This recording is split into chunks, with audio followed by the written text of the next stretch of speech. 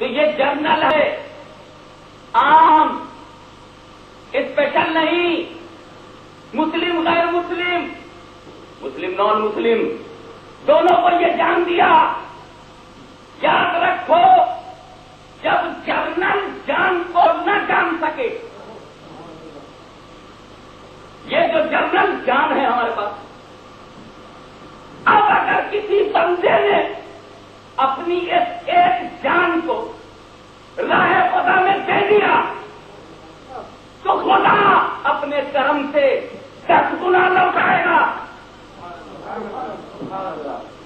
10 گنا لوٹائے گا۔ تو سنو، ایک جان جو اس نے دیا وہ تو جنرل جان تھی، اور جب خدا نے 10 گنا پلٹا دیا تو وہ اسپیشل زندگی ہے جو مل رہی ہے، وہ اسپیشل زندگی ہے جو مل رہی ہے۔ ارے نادان، جب 40 برس رہنے والی جان کو ہم جان نہ سکے تو اس زندگی کو کیا سمجھیں گے جو خدا نے دوبارہ پلٹ کے شہید کو دیا ہے، جو دوبارہ پلٹ کر کے دیا ہے۔ 10 گنا دیا ہے اللہ جانے، 70 گنا دیا ہے اللہ جانے، یہ کتنے گنا دیا ہے اللہ جانے، یہ کیسا دیا ہے اللہ جانے۔ اسی لیے قرآن کہتا ہے وَلَٰكِن لَا تَشْعُرُونَ، تم ان کی زندگی کا شعور نہیں کر سکتے۔ جب اپنی زندگی نہ سمجھ سکے تو شہید کی زندگی کیا سمجھو گے؟ ایک بات اور یاد رکھنی ہے میرے دوستو، شہید کے سلسلے میں بہت سارے مسائل یہاں آتے ہیں۔ وہاں ایک بات اور ہے کہ اگر کوئی شخص اسلام کا کرم دیکھو، پہلے والی قوموں میں ایک قوم ایسی بھی تھی کہ اگر برائی سوچ لے تو سزا، گناہ سوچا گناہگار ہو گیا، چوری کرنے کو سوچا گناہ لکھ گیا۔ لیکن میرے رسول کا کرم دیکھو کہ جب تک ان کا امتی کر نہ ڈالے اس کا گناہ نہیں لکھا جائے گا۔ اگر سوچ کے رہ جائے تو گناہ نہیں لکھا نہیں جائے گا، تو گناہ نہیں لکھا جائے گا۔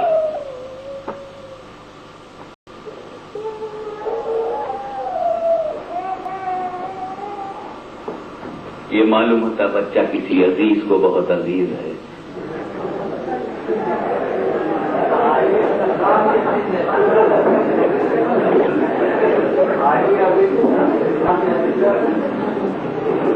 ہاں، جبھی تو بڑا لذیذ ہے۔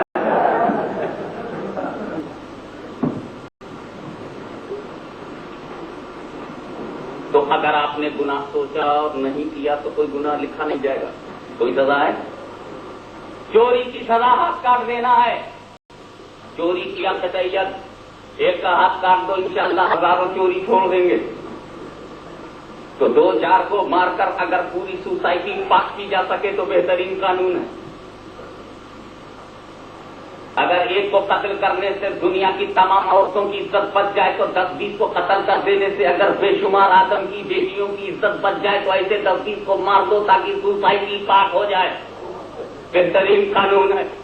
لیکن جب قانون بنانے والے بدترین ہو گئے تو بہترین بازو میں ہٹا دیا گیا۔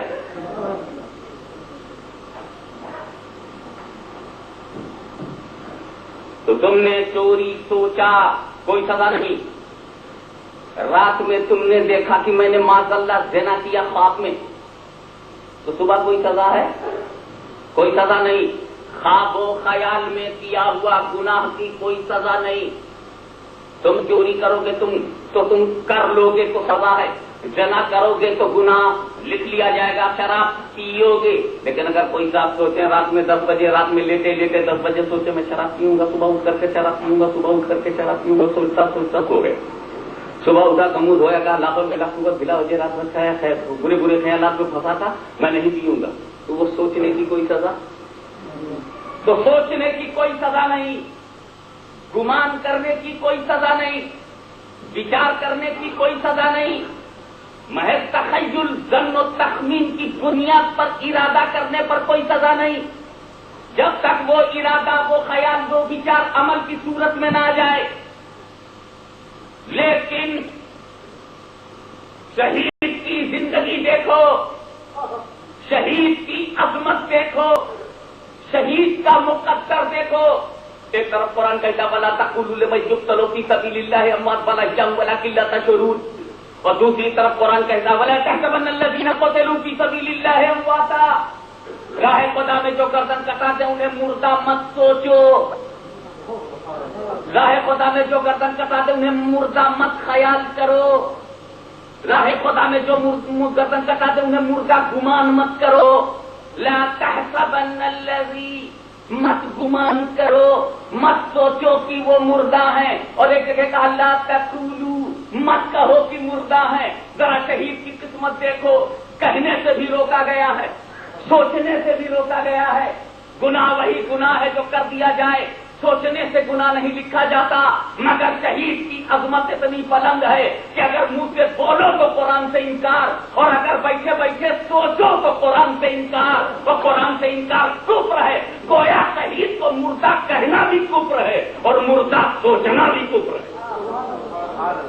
نہ سوچنے کی اجازت ہے نہ بولنے کی اجازت ہے، تو خدا نے زبان پر تالا لگا دیا اور دل و دماغ پر پہرا بچھا دیا، نہ ہم کہنے دیں گے مردہ نہ سوچنے دیں گے۔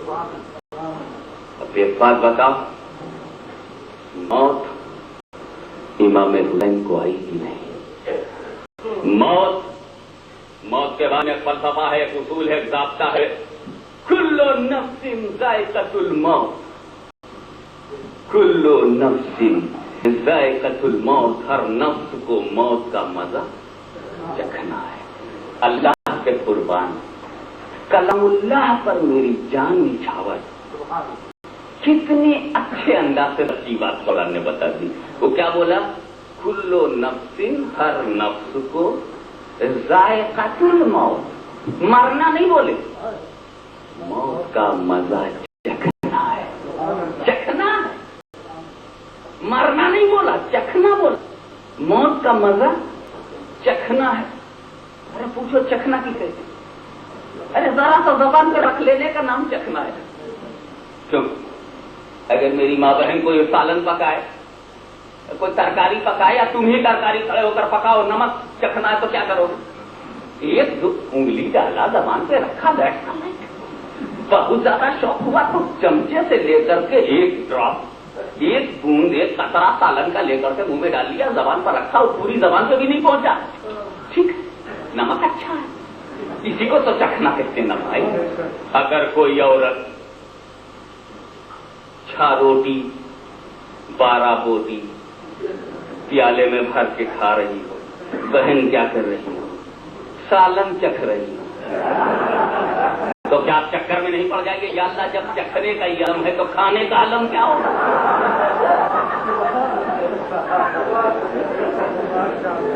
ارے بھائی لفظ کی بات ہے تو لفظ کے حساب سے گفتگو کرنا چاہیے۔ قرآن نے تو کہا ہے کلو نفس ذائقۃ الموت، کلو نفس ذائقۃ الموت، ہر نفس کو موت کا مزہ چکھنا ہے، تو موت کا مزہ چکھنا ہے نا بھائی، چکھ لیں گے۔ جب چکھنا ہے تو چکھ لیں گے، پیٹ بھرنا کہاں ہے؟ میری جماعت پیٹ بھرے، ہم تو صرف چکھیں گے، تو پیٹ بھر کے موت لے، تیرا لٹریچر پیٹ بھر کے مرے، ہمیں تو موت کا مزہ چکھنا ہے، ہمیں چکھنا ہے، چکھ لیں گے۔ جو چیز چکھی جاتی ہے وہ گلے کے نیچے بھی نہیں اترتی، چکھ لیں گے، چکھ لیں گے، آنے دے موت کو، چکھ لیں گے۔ جس کے گلے کے نیچے سے اترے وہ ڈرے، یہاں تو چکھنا ہے۔ جس کو پیٹ بھر کے رکھنا ہے وہ ڈرے، یہاں تو چکھنا ہے۔ تم کو موت کے منہ میں جا کر کے موت ہی کے حوالے ہو جانا ہے، تم ڈرو، یہاں تو موت کا مزہ چکھنا ہے۔ جسے رکھنا ہے اسے رکھنا ہے، ہمیں تو صرف